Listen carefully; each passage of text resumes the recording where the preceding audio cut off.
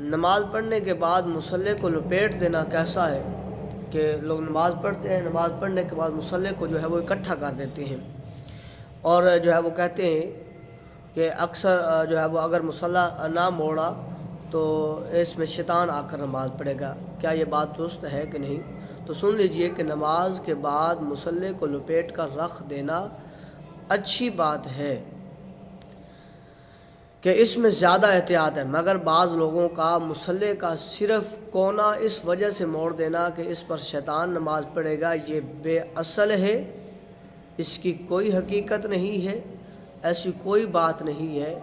اور یہ بے بنیاد بات ہے۔ تو لہذا اگر مصلی کو لپیٹنا ہے تو مکمل اسے فولڈ کر کے اچھی جگہ کے اوپر رکھیں، اچھی بات ہے، لیکن